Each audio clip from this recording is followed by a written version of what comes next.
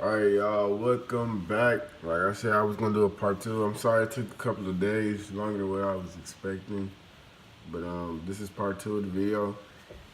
Well, actually, I've been reading some of the comments, um, and everybody. So somebody said, "Can I give you any tips?" I'll start talking about the prom float and all that later on in the video, but I'll give you some tips about it. But this is the next part. So last video, basically, I just started you off in your first tack and just gave you the basic stuff after you got done with your initial PFA and your swim calls and what you was gonna be doing. So that's your first week. Now your first week is done. On your second week, I think 4 more weeks left. Well, 4 more tacks left. 5 more tacks left. So now, so And all right, first let me explain the tax. So, because a lot of y'all probably looking like, what's the tax? Why I keep saying tax? So, military, or at least not for the Navy. I don't know about Army and all of them, but at least for the Navy, we use tack with everything we do, and the tack is just is a line, it's a dash. So, for instance, I'm trying to think of something that you use dashes with every day that you really don't really pay attention. Like, if you are, for example, P way, example for a passageway, you'll put P dash way. Well, all we say is P tack way, because that dash is called a tack. So that's all it is. So when I say like 5 tack or 1 tack, that means 1 dash whatever. So okay, let me get more in depth with it because it goes deeper. So I say we're on 5 tack 4. That means we're on week 5. That's what the 5 means. The first number will be the week you're on, and the second number is gonna be the day. So it'll be week 5. Tack is just to separate it. Day 4. Now, but the only thing different about the tack is now it only goes by weeks days. Like Saturday and Sunday it don't count. So they call those Sat or Sun. So like so for instance Friday would be 5 tack 3, 5 tack 2 we'll say. And so that means Saturday's not gonna be 5 tack 3 nor Sunday. Because it's the weekend. So it's gonna stay 5 tack 2 until the next week, until that Monday. That's when it goes on to 5 tack 3, 5 tack 4, and so on. You only go up to 5. Then after the 5th, you go on to the next. You start a new tack. So if you're on 5 tack 2 and this Friday, the next one's gonna be 5 tack sat. 5 tack sat means Saturday, abbreviated. They abbreviate a lot of stuff. They ain't my life. They abbreviate a lot of stuff. Day after the Saturday, then what you think is gonna be next? 5 tack 5 tack Sunday, and after that you go on 5 tack 3 because it's Monday. But that's all what tack means. It's just your weeks. It's your weeks for boot camp, not every week is a new week. No, because that's how you're gonna get messed up. Like some things, it's really week. It's really week 7, but they saying we on week 6. Like, no, don't go like that. You go by what they say. If you could be on your week 7, like in civilian life, but in the military, you're on week 6 because you're on boot camp training. So they don't go by every week is a new week. They go by every tack is what they go by. They go by the tack. They don't go by every day is a new week. If that makes sense. Okay, but get into it. So second week. So the whole first, so they issue a training guide. You're gonna, if your recruiter haven't told you about it, first week you're really just chilling.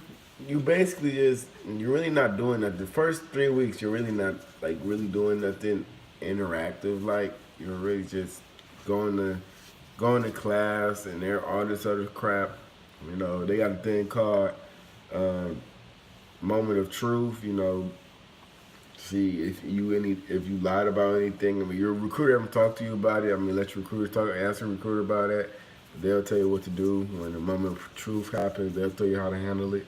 I'm not gonna tell you because I don't want to jeopardize anyone's career, so it's up to you. But yeah, moment of truth happens, and what's next? Oh, you get your training guides.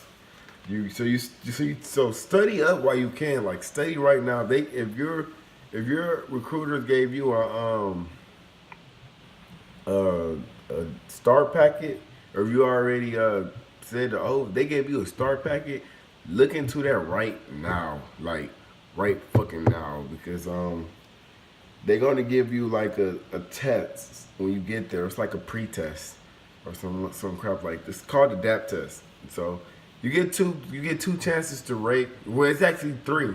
You get three chances to rate up. Uh, well, actually it's two because one is combined into. So like, if you pass your PRT, your initial PRT, but not just passing it to get by. I'm talking about you actually pass your age requirements for the PRT, like for your final PFA. If you pass that and then an initial, so say if you're 18 and you're a class alpha male and they say you gotta run 12, 15 and you gotta do 46 push-ups and 54 sit-ups. If you beat a 12, 15 in your run, that's a mile and a half running under 12, 15. If you beat that, if you go over or if you do more than 46 push-ups and if you do more than 54 sit-ups and you pass your DAP test, that's all in one. You got to do all of that to get this now.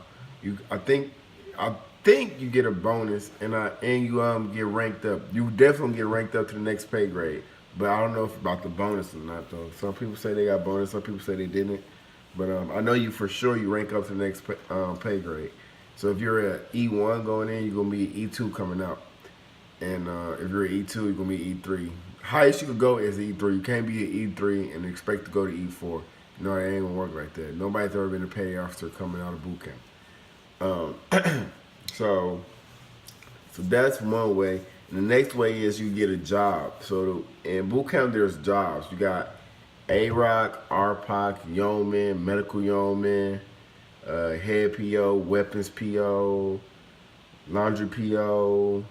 What else listening? Section leaders. I'm trying to think. Is there any more? MA. That's all I can think of right now. But that's about 10 positions off my head where you could rank up. All those positions I just named. If you are one of those positions, you can rank up from all those positions. So if you're, like I said, if you're E1, you get it. If you stay the head PO your whole time in boot camp, and you keeping the head on spot, you could rank up to E2 by the time you graduate. You know, same thing for others. If you're E2, you can rank up to E3. Highest you can go is E3. AROC, all right. So some people wants to know, like, who's the person, like, is it a, RDC or somebody who sings the cadences?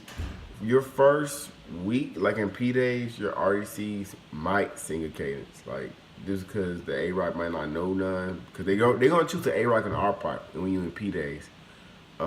But sometimes the AROC don't know any cadences, so the RDCs might sing some, but it's really not that normal. Like usually people who try for AROC already know cadences, but if it do happen, your RDCs might sing cadence. But AROC is the one who sing cadences. They would give you the tone. They would give you how it goes. They would give you how slow it goes, how fast it goes. They would keep the division in step, basically.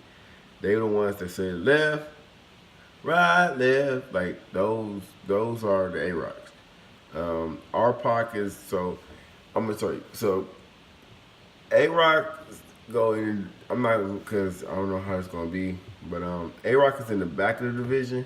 RPOC will be in the front of the division. RPOC will call the road guards. AROC will call the road guards in. So it'll be like, road guards is people who stand in the street to block traffic. They stand with one hand behind their back, right hand out. And it's like, just like this. Right hand out, left hand behind their back, feet 12 inches apart, and heels is on the edge of the line. You'll see when you get, it's like white lines in the street, and your heels are on the edge of the line. and they basically just hawk cars, and cars come. They basically there for protection of the division, make sure we don't get smacked by a Mack truck or something, something like that. But our park will call out how many he need, like 2 row guards or something like that, and then 2 row guards will take off, going on to the thing so they can get there and make sure they can look. Then they're not gonna go out on the street until our park says row guards post. When he say row guards post, row guards will go out in the street, then they'll assume their position. And after the division is completely across, A-Rock will say row guards and row guards come to attention, right face. They don't run in the street. You never run in the street. So they'll walk to the sidewalk. As soon as they safely on the other side, they're gonna run to the division because the division gonna be like right here, and they still gonna be walking, and the division don't stop. So it's gonna be just like this. Then they're just gonna run to the division, yeah, and fall back in line. Fall back in ranks. But that's all that do. A-Rock and the R-Pock is like the president and the vice president. Your R-Pock is gonna be your president. Your A-Rock is your vice president. You listen to R-Pock is the one who wears a chief insignia. Everybody else wears pay officer insignia. So that's the perched eagle. A chief, if you don't know, chief wears a gold filed anchor. You'll see when you get there. Don't call a chief a pay officer. Don't do it to yourself. Your chief might let it slide like in P days. After you get in two-tack, like don't call her or him.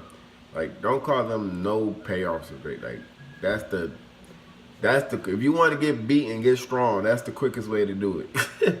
Don't ever call the chief a pay officer. The chief is the chief, not a petty officer. Look at their collar device. Look at it. It's right there, man. If you see gold, know that only time you'll see gold on the pay officer is if they had 12 strong years in without having captain's match. That's the only time you would see gold on the petty officer. You would never see gold on their collar device except if they had 3 gold chevrons. That's the only time you'll see that. But and I highly doubt it because none of them. Most of them got like 8 years in or 9 years in. It's not that many that got 12. But so yeah, those what that is. And yeoman's just people who fill out paperwork. But yeoman's a very tough job, man. Like I have to say, man, like I probably seen my yeoman maybe. I seen him every day, of course, but like as a division, as we were like doing stuff as a division, I probably seen him only maybe 5 times out the whole 8 weeks. That's five days out of 40 something days. Like he's in the office all day, literally for at least 12 hours out the 13 hours out the day. He's in that office handling paperwork, mustering, making sure everything is good to go. That's what a real yeoman would do. Medical yeoman too. Medical and the actual main yeoman will both be in. Wait, it's actually 3. It's the main yeoman, you got dental yeoman, then you got medical yeoman. All 3 of them will be in the well, that's how we did it. All 3 of them will be in the office, the fishbowl, what you call it. It's not called an office no more. It's called a fishbowl. But yeah, yeomans is basically just in the office all day handling paperwork, making sure stuff is neat. Head PO. 4-hole PO. That's also one too. 4-hole PO is where. So 4-hole is basically our storage. When you want to clean, they hand you stuff to clean with, and they gotta make sure everything is back nice and neat, and make sure it's all clean, and make sure it's stored properly. Blame my last. They gotta make sure everything is stored properly, and because that could be a compartment hit. If they don't make sure that stuff is stored properly, they don't make sure it's stored properly, that could be a compartment hit, and that could be a bad day for the division. But that's also a job. They like take out, and then if somebody will take out the trash every day. Yes, every day somebody will take out the trash. You think I'm playing like, why would the trash be taken out every day? It's probably not gonna get filled. It's going okay. If you're in the integrated, if you're in the integrated division, because you get to be in the all male or integrated, it's Either or. So if you're in the integrated division, that trash can is gonna get full every day. If not half, 3/4 full. I'm telling you, you're in the compartment with like 70 males. Like that place is going to get full. That garbage can will get full. Same thing with females. Females, you're over there with like 50 females, 40 females. Like, yeah, it's still gonna get full. Y'all, people love using paper towel for some reason. But that's how it's gonna be. And yeah, that's all the positions really you need to know. MA, Master at Arms, he's the police of the division. He's there to keep order, maintain order, and good discipline. My fault. That's my roomie back there. He laying down. We at A school and stuff. But so yeah, that's that. In the what? Okay, so week 1. Okay. Let me talk about Starboard. Oh God, I'm sorry, y'all. All right, I forgot all about it. Starboard watch and port watch. So it's the same job, basically. It's the same job, but one will be for. It don't matter which order they do. It depends on your RDCs. But because I know when my brother did, our port watch was a female, and our starboard watch was a male. But some other divisions, their starboard watch is a female and their port watch is a male. So it just depends on your RDCs, but it's different. But starboard watch or port watch, they do the same thing. They the ones that check the deck log, make sure you didn't mess up. When you on security watch, you gotta log everything that happens. So if you're doing RDC training time, they gotta log that down and all this other stuff. So they gotta log regularly the uniform of the day, taps. They gotta whenever it's being secured. They usually the starboard watch will log whenever it's being secured. But if he might, like, when you get real comfortable with like 4 tech or 5 tech or something like that, you might get real comfortable with everybody should be real comfortable with the deck log. So he might just say, hey, watch, make sure you write down watch is secure for or mandatory event or something like that. You know, there'll be something. And yeah, so that's it. The Star Watch and Port Watch just maintain orders in the deck log. They just make sure it's good to go all the time. That's all they're there for, is to make sure it's good to go. And when we're marching, they also like a RPOC as well, because you won't know until you actually get there and you actually be inside. But they also could call commands while we marching once RPOC say something, that is. So it's a thing called mass right, and that's when we're coming back into 6 abreast, basically. That's what we're doing. So we start off at 6 abreast, coming off the grinder. Grinder is when we march out. Coming off the grinder, we're already 6 abreast. And then you do port 1 section forward. The port watch will say port 1 section forward, and starboard watch will say starboard watch section stand fast. So that means that's basically mean port watch is about to take off and starboard watch is just waiting, standing by.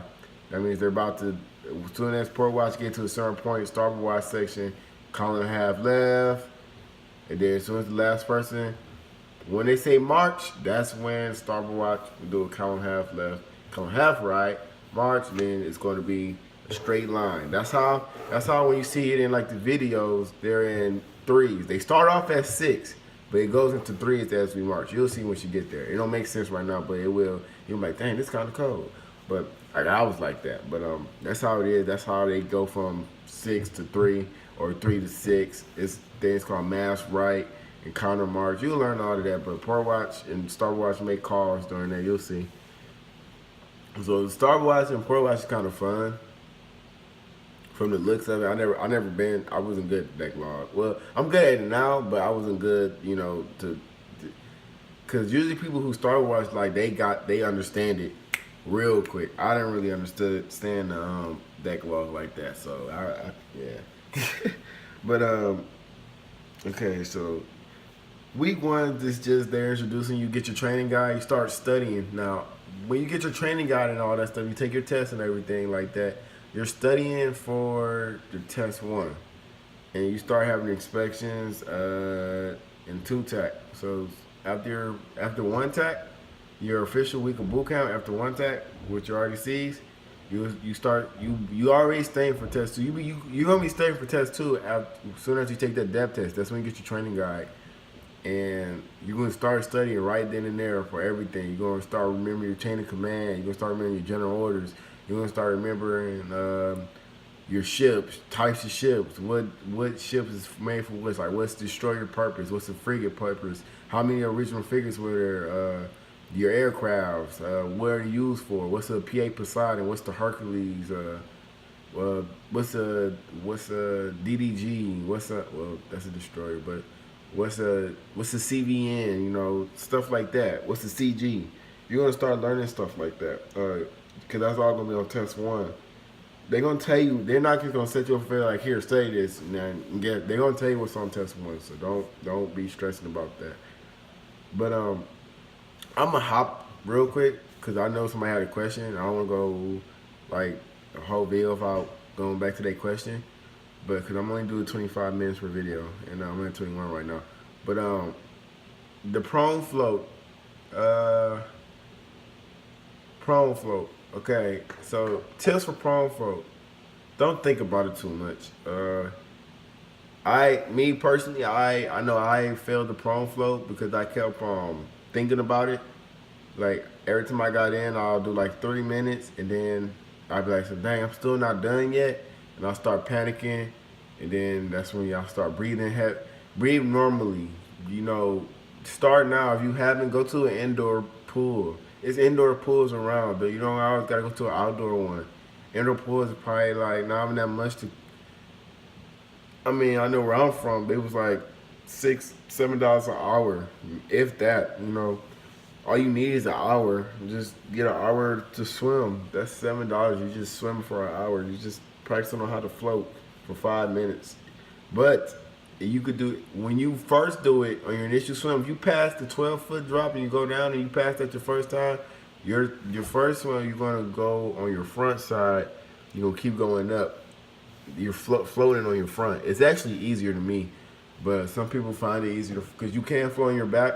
They don't care if you move your feet or if you just dead man flow on your back. Just float for 5 minutes. They don't care. But don't touching the walls will they won't disqualify you for touching the walls. But if you're on it for too long, like say you're on the wall, you can feel yourself. Say you're on it for like 5 seconds. That's good. Push yourself off.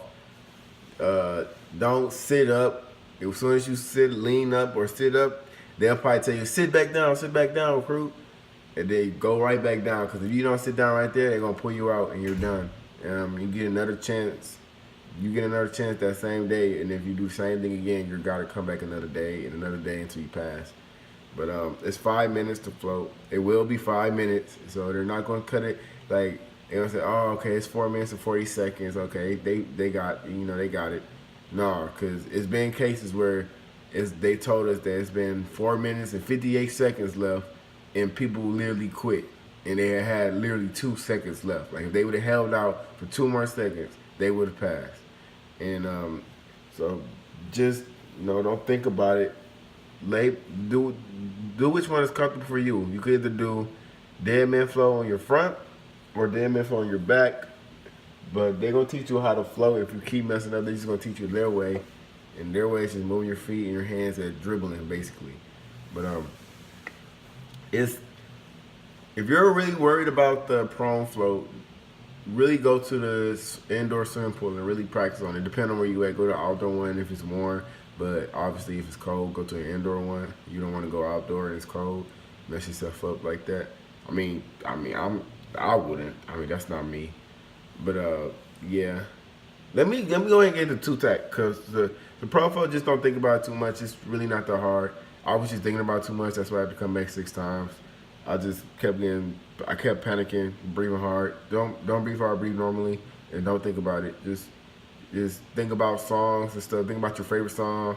think about cooking, think about folding stuff, because folding stuff will actually take 5 minutes. So start saying steps in your head about how to fold, in 5 minutes be done, just like that. But I'm trying to really rush. I'm trying to. I don't want to. Forget. I'm already at 25. I might as well just go ahead. But this your all right. Your second tech. Second tech is you're getting ready for the test. Your test is gonna be like 2 tech 3, something like that. 2 tech 4, 2 tech 2. Between 2 tech 2 and 2 tech 4, that's when your test is gonna be. So, like I said, 2 tech means your week 2, day 2. Week 2, day 3. That's exactly what it means. But so by this time, everybody's gonna know what to do for the security watch. Everybody would know what to do for the roving watch. Everybody would have a job by this time. By 2 tech, everybody will have a job. Well, people who wants to have a job. Somebody would be either section leader, somebody would be a stick, somebody would be head PO, somebody would be MA, somebody would be 4-hole. Because the thing is, you're really gonna get volunteered or voluntold. So you either volunteer to do it, or your RDC is gonna pick someone to do it. And you might want MA, but he say who wants head PO. Nobody wants to say for head PO. You just so happen to be in his line of sight, so he'll be your head PO.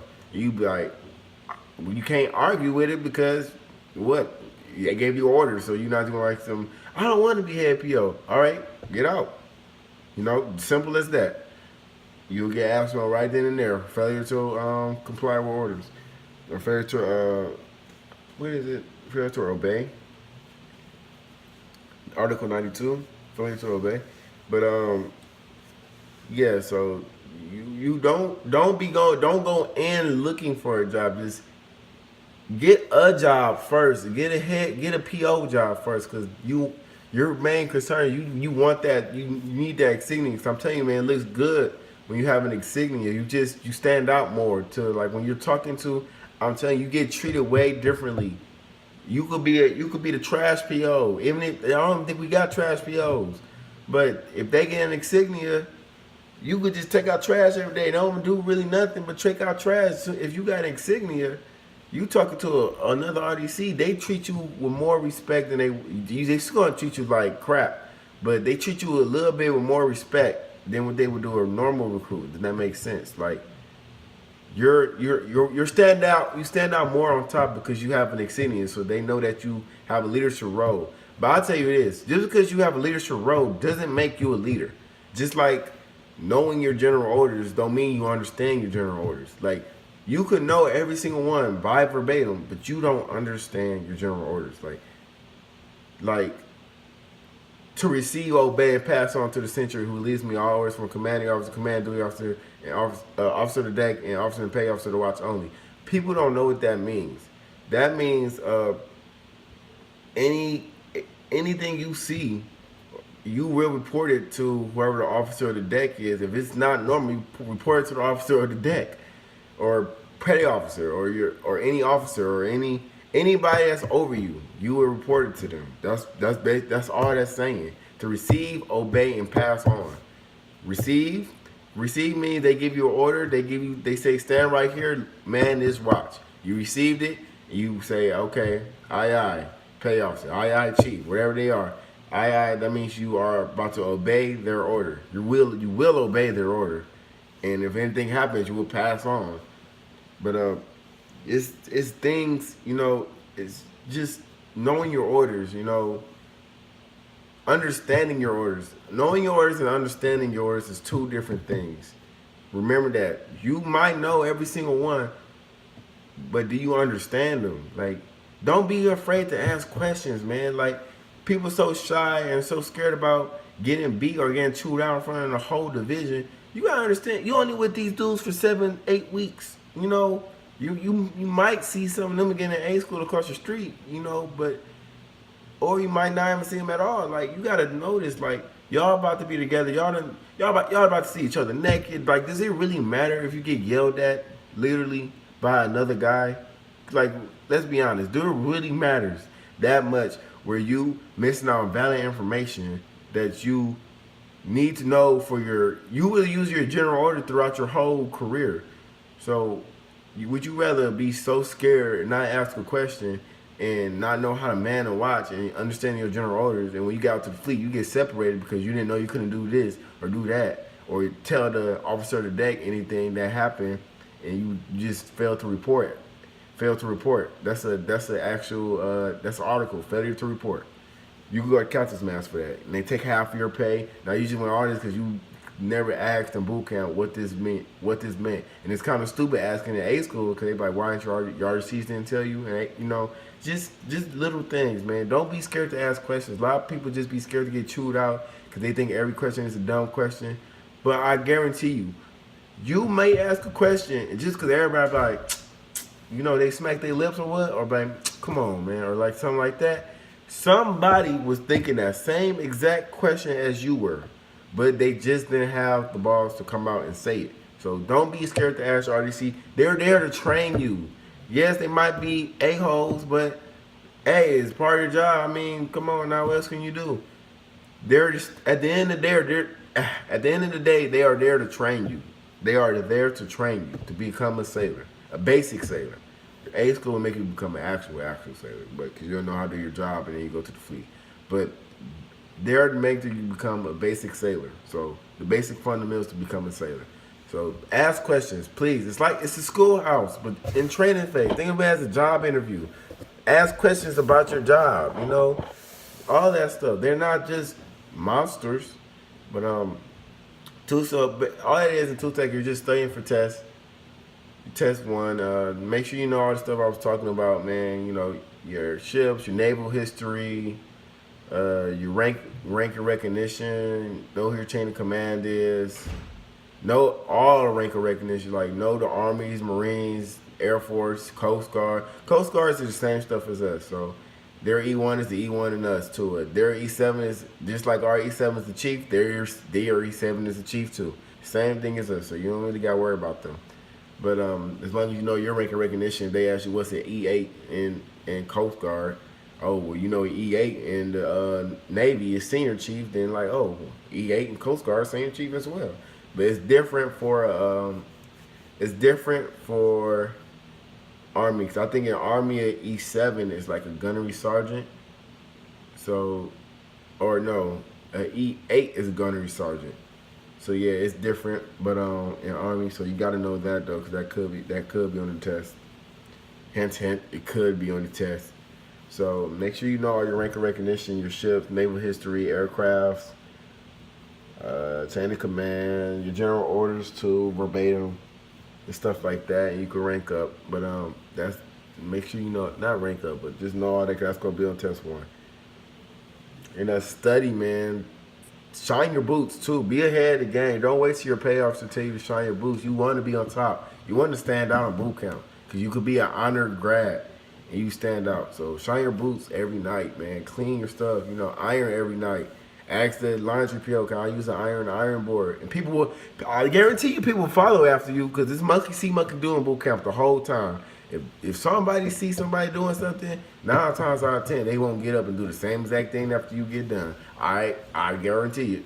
Like you'll be on the tow line at not parade rest. You'll be on the tow line at ease, and after you get done with inspection, and everybody be scared to go to the bathroom, but you gotta go. So what you gonna do? Just stand there and say, no, you about to be a man and go to the bathroom or the head. So you go to the head, and then you see about like 5 other people break out of line to go to the head because they waiting for that one person to see if he's gonna get yelled at. As soon as he don't get yelled at, I guess the coast is clear. Let's go.